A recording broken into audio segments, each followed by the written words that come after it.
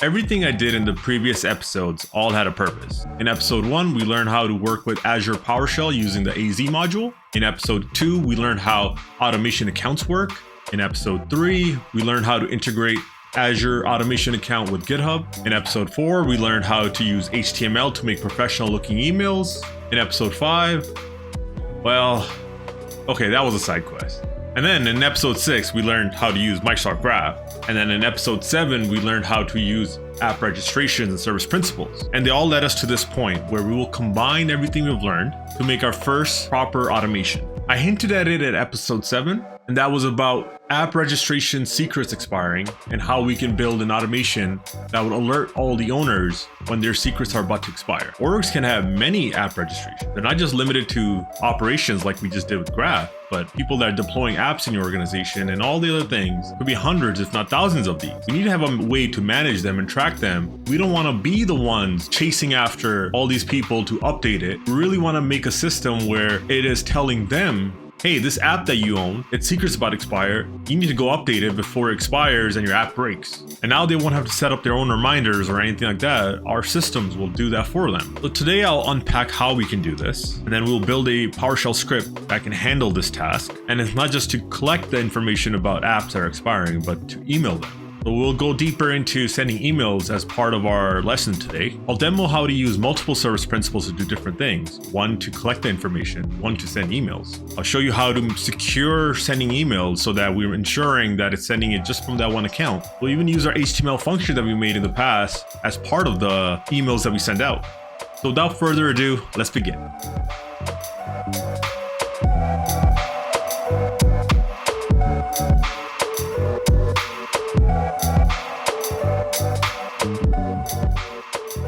Okay, and we're back. I just want to highlight first our app registration so we know what we're going to be working with. I have a whole bunch of apps that I created as well as ones I already had. Some of them may not have an owner. Some of them are owned by other people. Some are going to expire soon. Some are going to expire in the future. So for example, if I click no owner test and I go to secrets, we'll see that this is about to expire in less than a month. And there's a whole bunch of other ones like this marketing one, for example. I made other people owners to show you how if multiple people are owners, how we're going to handle this. And then, yeah, it has its own secrets. Some even have multiple. Like if I click this one, I click secrets, you'll see there's multiple, right?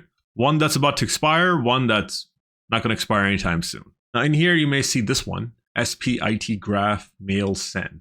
I already created this, but I'll just quickly show you what I did for this is I created a secret for it and I put it in the same key vault as last episode. More importantly, under API permissions, I gave it mail send. This means it can send emails as other people. And that's what we want to do because this app doesn't have a UPN or an email associated with it. So we'll need to act on behalf of another account in order to send emails as that, right? So this is what we'll use to send emails. And then when we come back here to identity that we used last time, this is what we will use to interact with Enter ID to collect user information. These are the two service principals that we're going to use today. Okay, back into Visual Studio Code, I created a file called report enter ID app secret. And like all things, the first thing we're going to do is connect AZ account because our secrets are in the key vault. I'm just going to run this and sign in as myself. Okay, signed in. So this is similar to the last time. I'm just going to copy and paste the exact code I had from there, which was to authenticate into Graph using ConnectMG Graph. So I got the key vault name, the tenant name, client ID, client secret using the client name and blah, blah, blah, blah. If you need a refresher, just go to episode 7. And this will be used to authenticate as our identity, particular one right here. Okay, we've done that. Let's just type get mg context to confirm. We are signed in as that account. Perfect. And it has all these scopes, right? This is what we want to use in order to collect information about users and identities. Next thing we're going to do is also a similar code from last time, but I'll start typing this instead of just copying and pasting. Type it in our own format. So what we're going to collect is all the apps, their owners, and then their secrets. The first command is to collect all apps. We'll say apps equals get mg application all. Then let's run it just to confirm. These are all my apps. The next thing we're going to do is we're going to collect all this information, and then we're going to interact with that collected information. Let's just store it in a generic list. So we'll say app data collected, right? This is where we'll store it. And then we'll do for each, because we're going to iterate through each app. We'll do app in apps. The first thing let's collect is the owners, which if you recall was this command. And if you had it set like this, it will get the owners. You run it to show you. Quickly run it to show you again. And those are all the owners, right? I want to store in a variable. What I'll do is, as array, I'll initialize it here as well and say array. And I only want to collect it if it has owners. If it doesn't, we're not going to put anything in the field. So let's just say if, like that, and then we just put nothing in the body of the if statement, implying store data in here if it exists. Otherwise, don't store anything and it's a null. Again, this is all from last episode. And then we'll do secret expiry to get secrets. Initialize it as a hash table.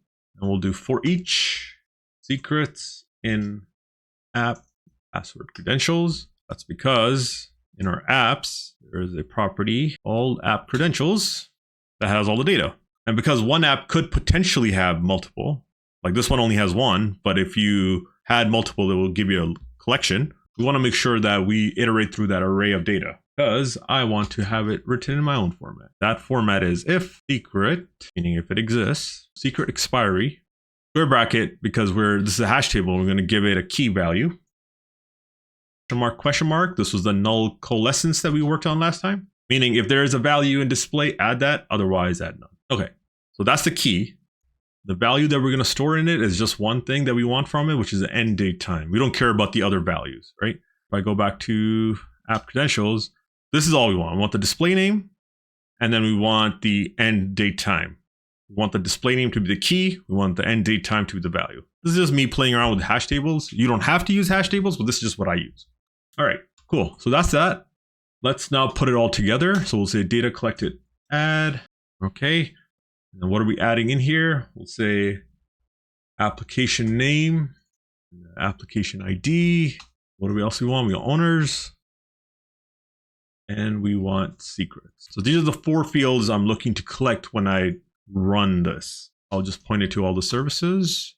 We ran this and loop through. We're getting the display name and we're getting all these other informations too. So I'm just going to click directly from that. ID, owners, we collected here. We'll put that. It could either be nothing because of the if statement, or it could be owners. Then we'll do secret expiry. Cool. Let's run this just to show you what we collected. App data collected. Run that. Perfect. Except for the fact that secrets are empty. Why are they empty? They are empty because I put an S here that does not exist. All right, much better. App name, app ID, the owners, and then the secrets, if they exist, as their display name and values. So if we actually go in there and type the word secrets, you can see they're all key value pairs, right? Name, value, name, value. Cool. Now, before I continue here, let me just show you how we can unpack. Let me just show you how to send emails. I kind of touched on this in our HTML video, but let's kind of dive into this system. I'm going to do the same thing as here. I'll just copy this actually. Let's just make some modifications. So this time I'm not going to go to this service principal. Instead, I am going to our mail send one, because this is what's going to send the emails. So I'm just going to modify some data here. So the client name and the client ID, copy those two. Everything else should be the same because it's going to go to the same key vault and it's going to use this client name to get its secret, which if you want to see is, look, it's stored right here. And that's why I give it the same client name, because now I know how to point to it without having to go into my key vault and find the name. So I could do this, and let's do that. And now I'm connected as that. And if I wanted to send an email, there's actually a command called send mg user mail. And then it requires a user ID, which is who is going to be from, not the two. So in our case, we can just say my account. And then the other thing it requires is something called body parameters, which we'll call mail params. So yeah, I'm signing in as this account, but when I send emails out, it's going to be with my account. So what do we fill in the body parameters? Mail param will do this. In here, you can actually Google this. So I'll just show you how I got this stuff. Tells you right here. So just copy that. I'll just make a few adjustments. Subject, maybe we can say content. This is the body of the email. Let's just leave it as text for now. We'll explore HTML later. And the email person I'm going to send an email to is going to be myself. And it's going to be sent as myself. I'll run that.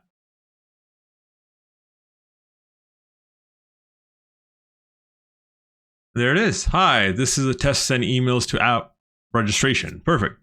I got sent. It's failing on my account because this is a developer account and I don't have the ability to send emails from Graph for whatever reason. But in theory, our API works. Try this in your 365 environment. This should have no problems working. And if you don't have, you're just practicing your skills and you don't want to access Microsoft 365 to be able to send emails. If you're not, I got you. I showed this in our HTML video, episode 4, how you can send emails from your personal account. So if that's the case, just do that. As a reminder, I'll just paste the code here just to show you. Put it underneath this. It's a little different. This is actually using a API call. Now, when it says here, connect to MG Graph, the idea being if you do connect to MG Graph and you sign in as your Outlook or your Hotmail personal account, I think they also have Live, a few others, and then you added this scope, you should be able to send email as that account. And it's the same idea. You give it a subject, you give it a body, you give it a to recipient, and then you run this and it should work fine as well. Again, it's demoed in episode 4, so if you want to get more clarity on running that, you can see me do it in action on that one. But let's move forward. Now, I want to highlight something. When I first connected to Graph, I connected as our identity read write all, and then I collected this information, right? And then I connected to another Graph to send an email. Problem is, if I do connect MG context, because I ran this last, this is what I'm signed in as, right?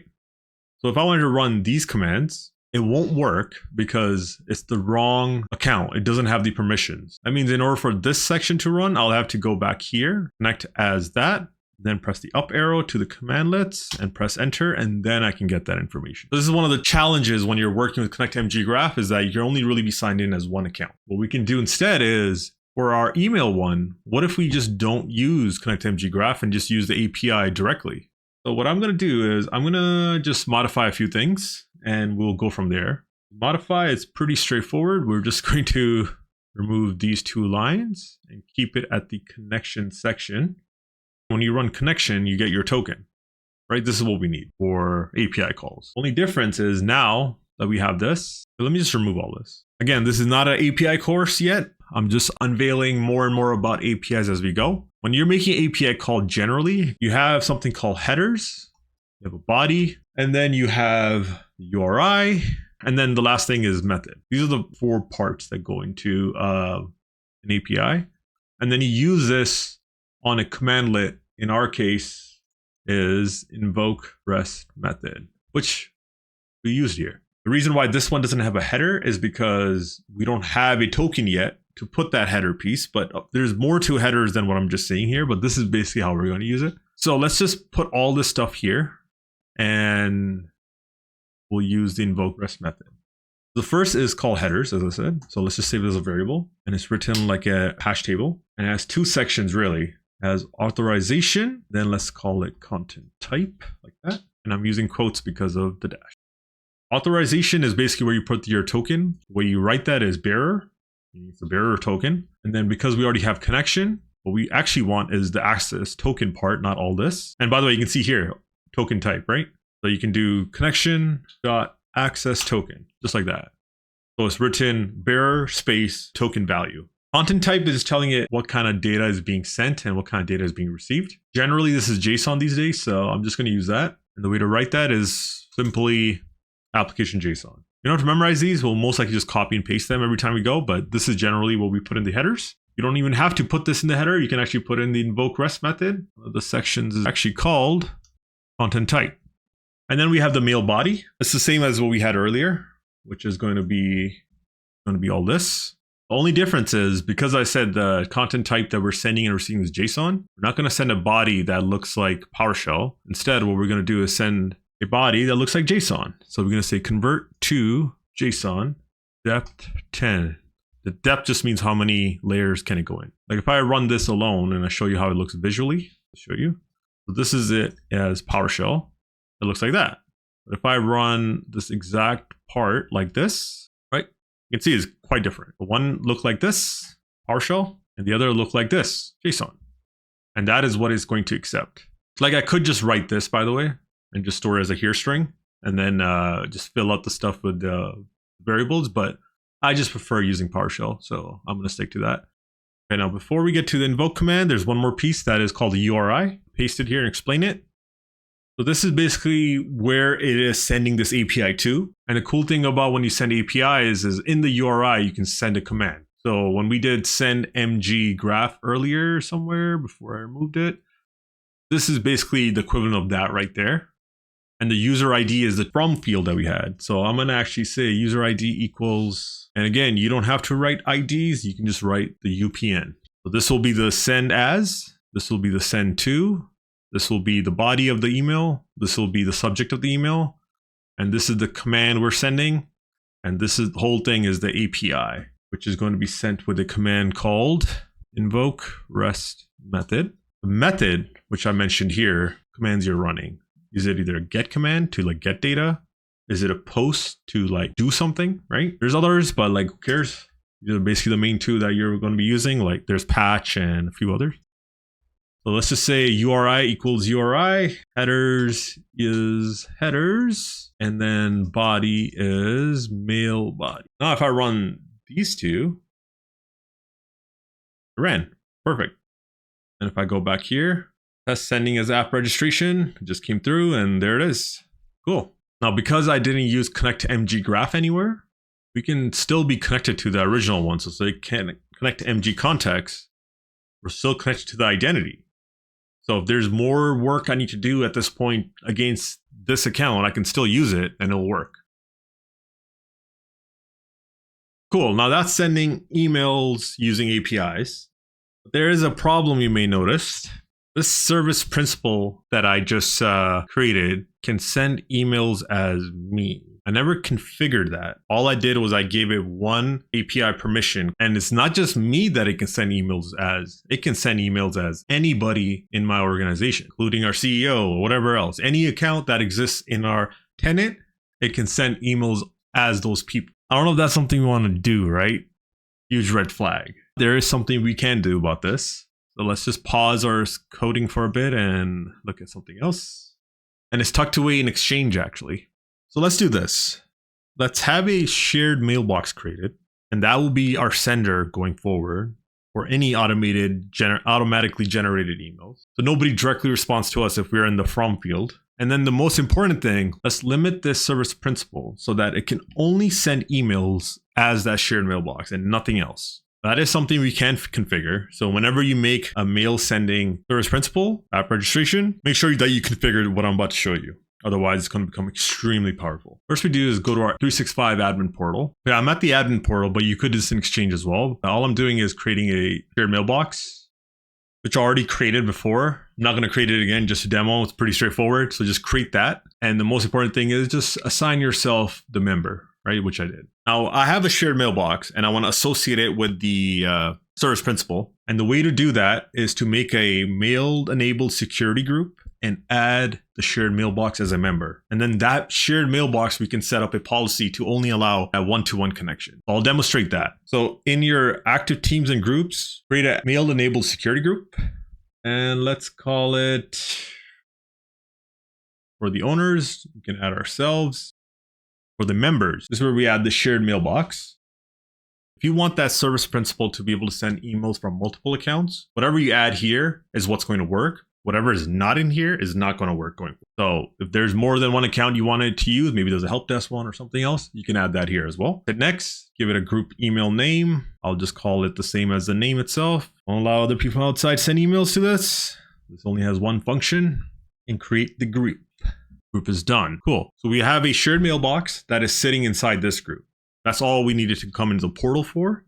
Now let's jump back to our Visual Studio Code because that's the only place where you can configure this setting. And as I mentioned, it's done within Exchange, and that is the Exchange module. It's not on my computer on this one, so I'm going to install it. Install module, Exchange Online Management.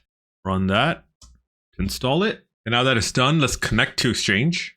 Exchange is one of those things that is actually not part of Graph. It's its own separate thing. Maybe in the future it will be. I'm not sure. Hasn't been the case for many years now. And when you do connect online exchange, you may get a pop-up that is not visible. You have to hide Visual Studio Code to get it to appear.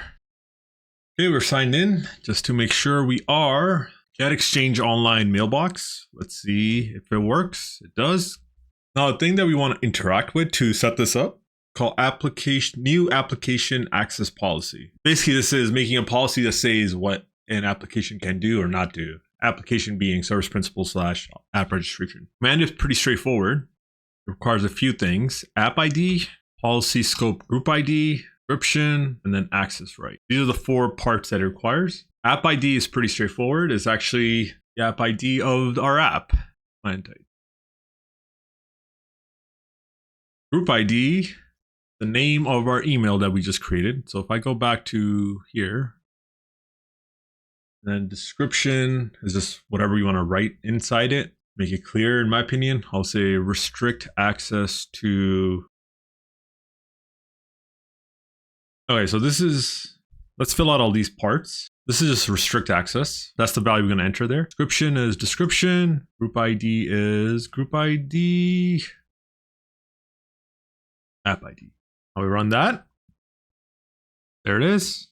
If you ever want to see what policies you have in case you want to delete one or something, you can always run this command. One nice thing is we can actually do a test policy where we say identity and then we'd give an app ID. App ID is the same one. So we're saying, let's test the policy by trying to use this app ID to send an email out as this identity. In our case, we can just put my email. Say, can you send an email out as this person? Denied. Good. So what we did earlier, it won't work anymore. But if I try that with the shared mailbox we created, that's inside this group, granted. Perfect. So going forward, this account that we have can only send emails out as this on this from field. Perfect. Let's move on. I'll save this in a file in GitHub in case you need to see it, but this is not going to be part of our code, so I'm removing it here. Let's just make our script. All right, so I'll make this divider to say this is our script section. First thing, like all scripts, you do a connect AZ account. I'll copy what I had from part 2 here, try catch. This will be good for our automation account in the future. So this is going to try to connect as the identity of the compute service, unless connect AZ account is already signed in like I am in the terminal. Okay, the next thing we want is my HTML table. Let's go back to my old code here. I had it saved somewhere. Let's copy this over. This is our function to make an HTML table that we're going to put into our emails. We're just going to run it so it's in our memory. And in the future, when we dive into functions, I'll really show you how we can do them a lot cleaner so we don't even have to put in our code. Okay, next section, let's collect data about our secrets expiring. So I'll just put this as a header. The same connection that we did to get identity earlier.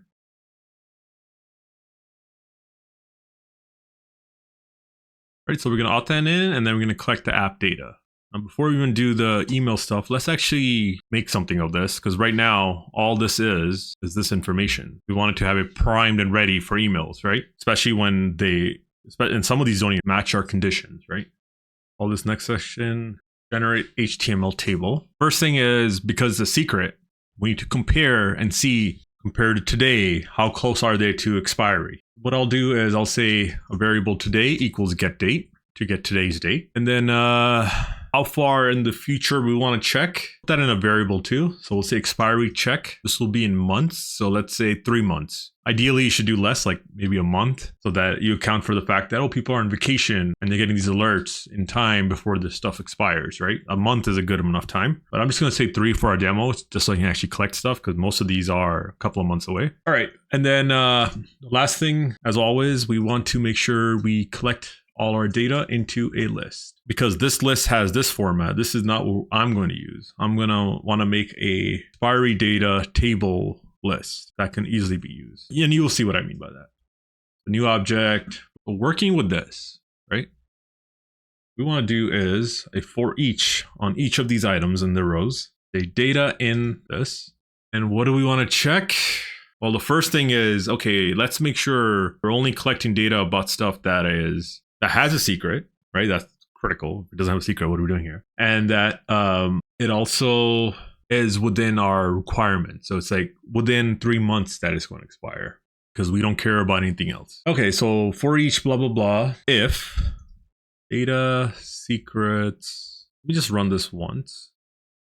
Data secrets values. These are the values and secrets. And the reason why I write the word value is because it's a hash table.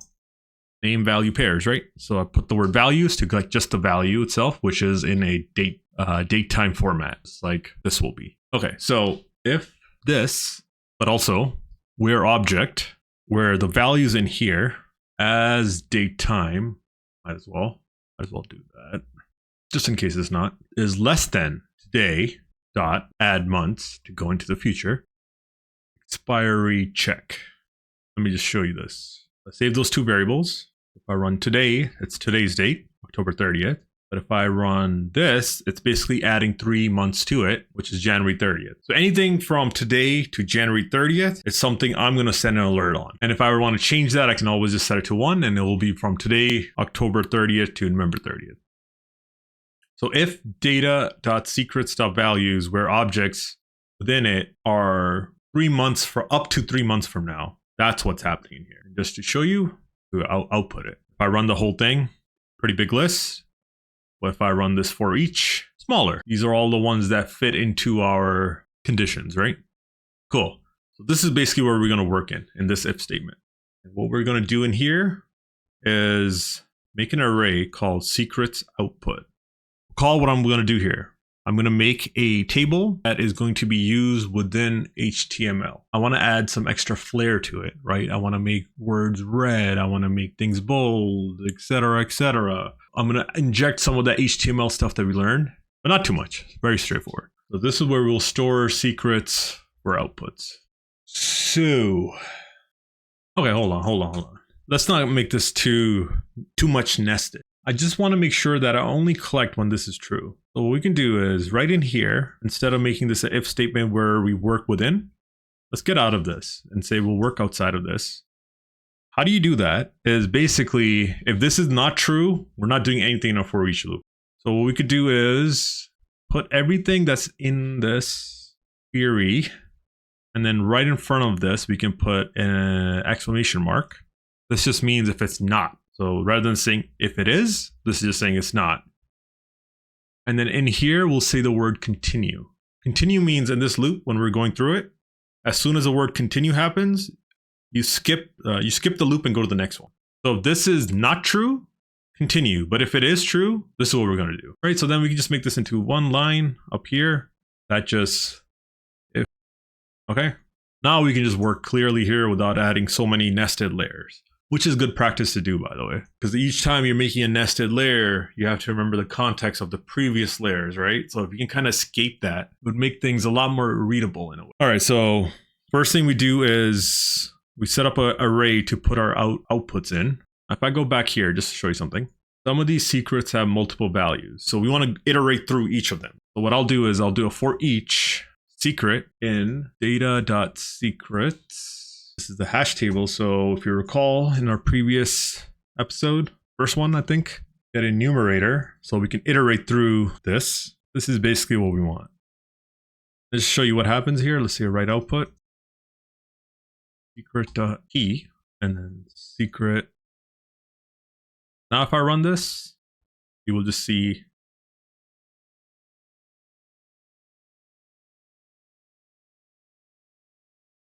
made a mistake with the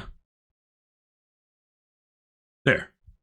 Right, so these are all our secrets. These are all expiration dates that are going to be within the next 3 months. What do we want to do with them? I don't want to write it like this. I need to write it something that HTML would like. But let's just make 2 conditions, because some of them could be in the past. Some of them could be in the future if they never deleted their expiry ones. So we'll do some if statements. Secret.value.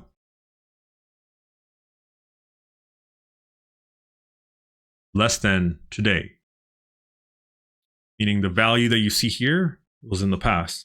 What are we going to do to it? We're going to add it to our secret outputs array that we're making. What are we going to add? We're going to add some HTML.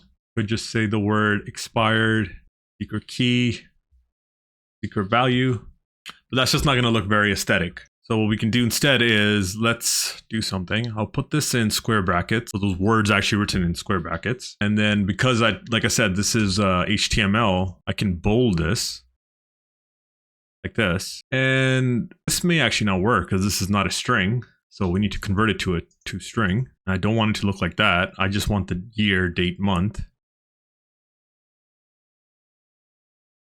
And I want this to be red. Write the word span here as well. So we're going to do some styling. So we're going to add the word style in there. Write the word color, colon, and then a XRBG or whatever it's called. That. And when you enter that, you can see that Visual Studio Code is like, hey, you want to pick a different color? You can. So maybe it's like, oh, it's too darker. Do that. Remove the FF at the end. Put a colon, and then this color, don't put the quote here, put it at the end. Like that. This is one style that we're injecting into whatever's here. So the word expired is going to be this color. And why don't we make this bold as well? I'll just do it. After a while, you just have these, so you just copy and paste them. So it's not something you have to memorize all the time. In fact, I had to like relearn this for our courses because I just copy and paste and I have a general idea of how to work with it. Okay, so if else, I guess we can just do else because we're already capturing it here. Just copy this, paste it here, and change this word expire to expiring. Maybe this color, we will make it into where between yellow and orange, brighter, that. And lastly, this whole time I had this object. This is what I'm putting everything into. Outside of this for each loop that we just created, this dot add. And what are we adding? We're adding the name of the service principal, app registration, and then we're doing the owners, and then we're doing the type. Like I'm doing secrets, but maybe the certificates, right? So let's just add that in there. So if you ever want to expand to certificates, you have the skeleton here for it. And then we'll do expiration. Let's call it that. For the name, I could just put, data application name and we're done. But let's help our coworkers by giving them direct links here. Something I showed you again in the same episode for HTML was that we could use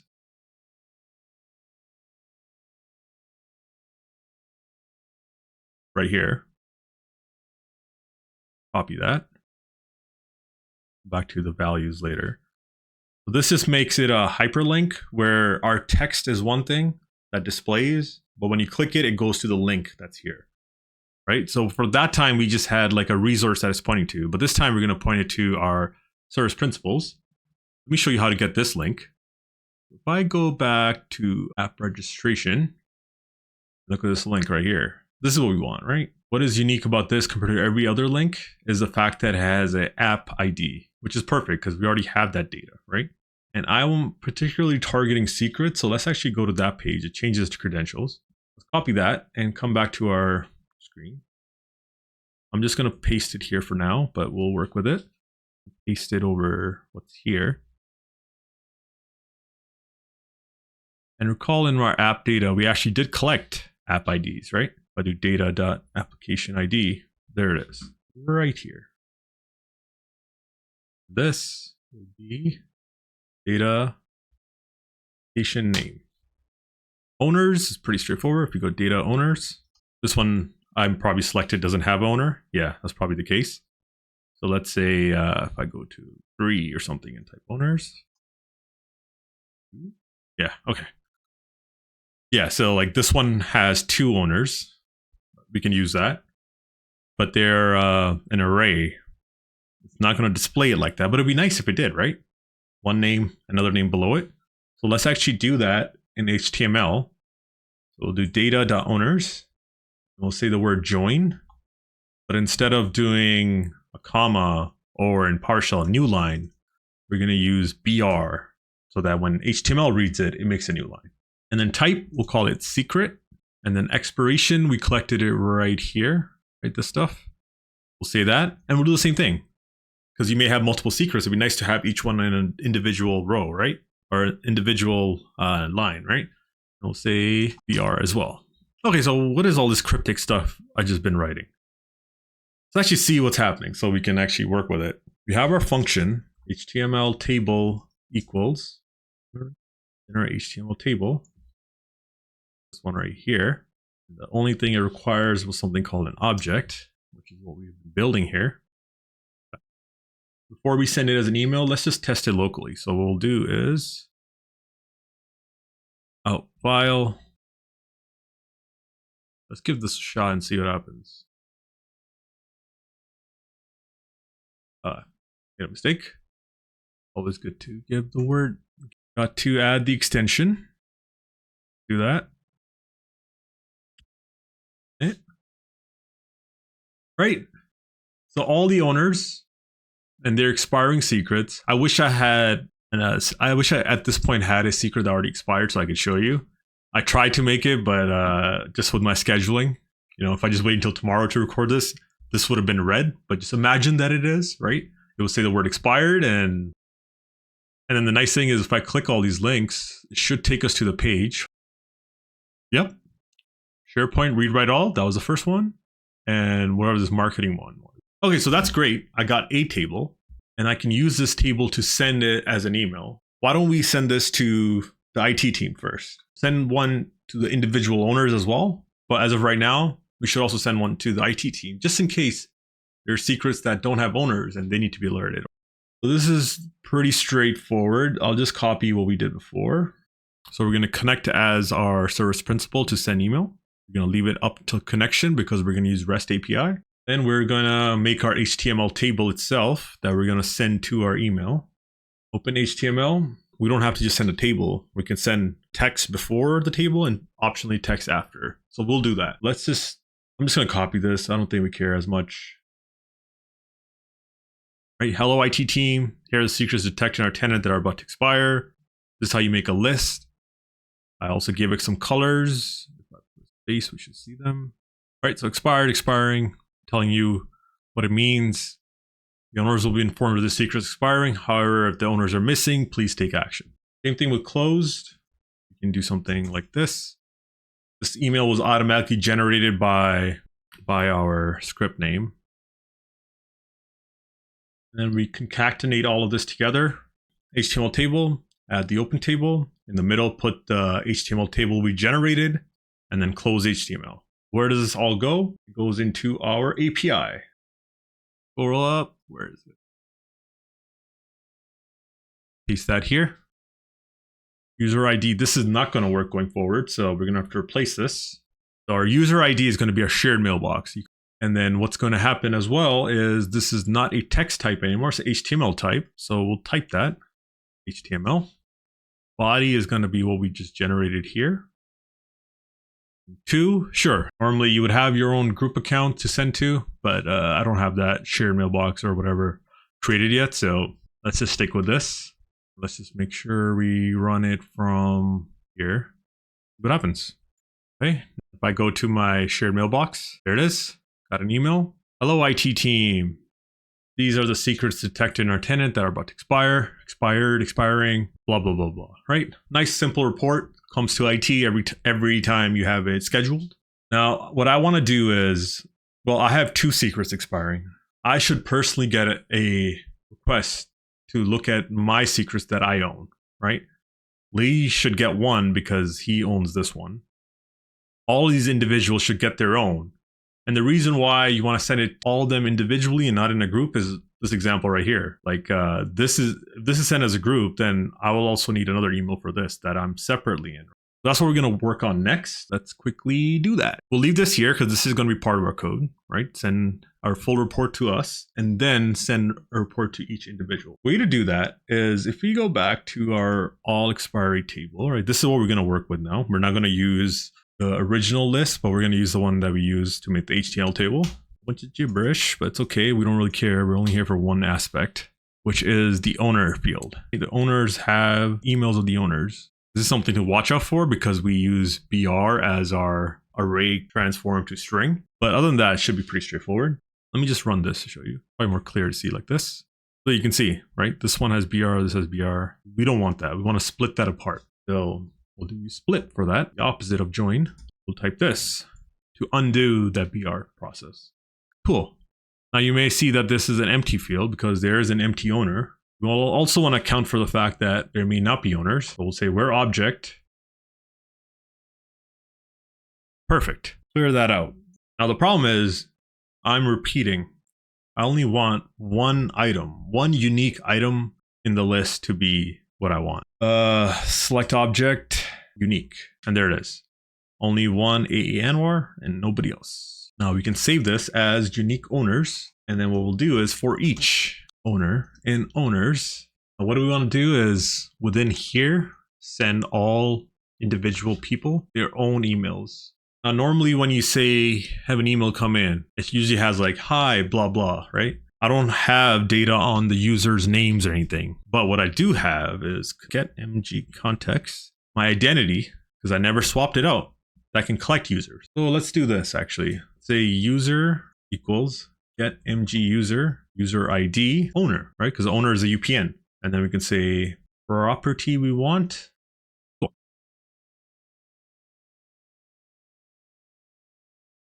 Oh yeah, make sure this is called unique owners. Now we're going to make another table that is just dedicated to the user. So like we had all expiry data, let's make one just for the user. And this is going to be pretty quick because we're just going to take stuff out of the all one. What we're going to say is user expiry table equals all expiry table where object owners is like.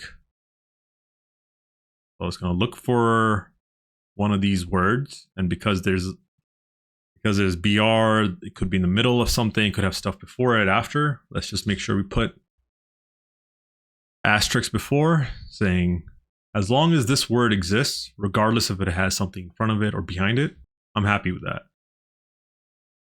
Period here. If I run this, just to show you, it's only got the objects that are associated with the owner. So this was for Miriam this round in the loop, and that's whose data I retrieved. If it was me, it would have two, for example. That's great. We have that. Let's actually do this. HTML table, same thing as we did before. Generate table, object, and we do user expiry data table. We're only sending the user's table data into the generate table function to make their table in HTML. Now what we want to do is, just like before, we should have these things, right? One thing I hate about your strings, even though I have everything indented here, I can't have that be the case here. Only indent these things, but like the actual strings, they must be in the row that they're in. So yeah, let's just modify this so that's more user oriented instead of us. Instead of hello, let's first say this email is auto-generated, do not reply. Write in red, bold, capital, okay? After that, let's just say hello user, display name, right? Because we collected it from here. We can actually say the person's name rather than their email.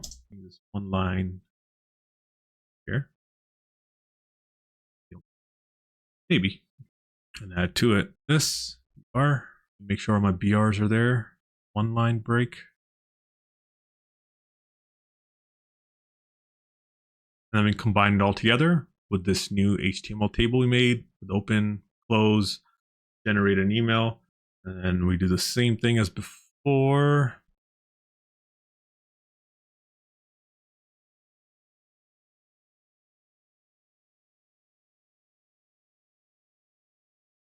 The difference is here, we're going to add the owner. There is our script.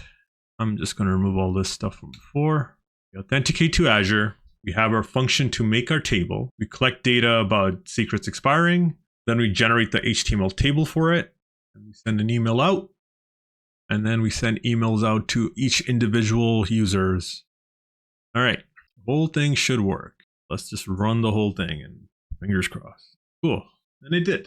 Normally you add a lot more try catches to make sure you don't fumble it. We'll do that in our next video. Let's just see what the outputs are. Cool. All these got sent out. So this was earlier. So this one got sent to our team. And then this particular one was for me. Hello, Deal Anwar. You have all these secrets expiring. Do something about it.